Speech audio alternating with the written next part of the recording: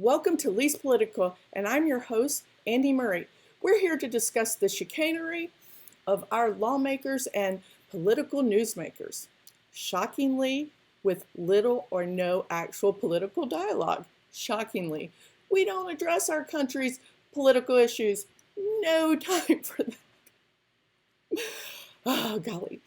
Uh, so sorry. Sometimes I curse like my grandma. Golly. Good night. Okay, so I digress. I first read about this last night after the Georgia Fulton County Special Grand Jury wrapped up recently. The grand jury forewoman went on a bit of a media tour. I'm pretty sure it only lasted like a day, but poor thing got blasted by others in the media, fearful that her saying anything would destroy DA Fannie Willis's entire case. During those interviews, the jury forewoman was a bit coy. It's true, with some of her statements. To her best recollection, she had heard more than one recording of Trump's phone call. That got everyone's attention because we didn't know about that phone call.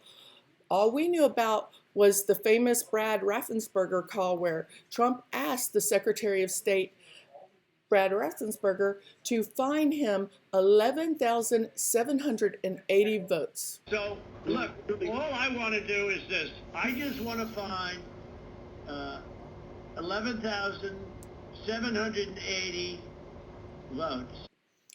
Of course, former President Trump maintains that was a perfect phone call, even though to most of us it seems a little shady.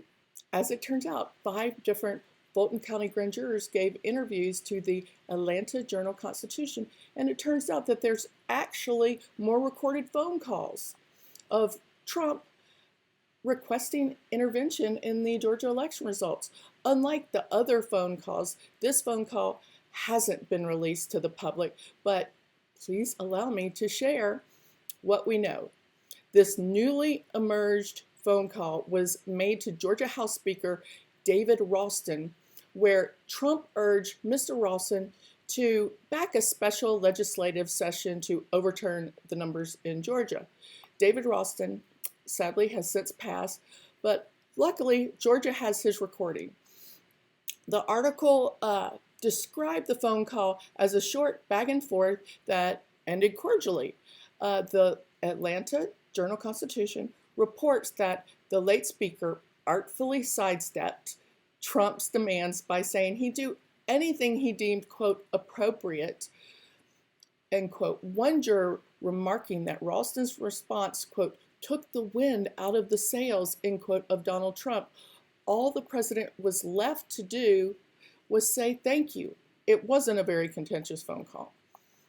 I mean, he's the president, and that guy was a Republican. I do believe these recordings are important because we get to hear Donald Trump pressuring Georgia leaders to intervene when he knew it wasn't true. Meddling like he did in this election is against the law in Georgia. The investigation is to prove that it happened, and with multiple phone recordings in his own voice, that has to mean something.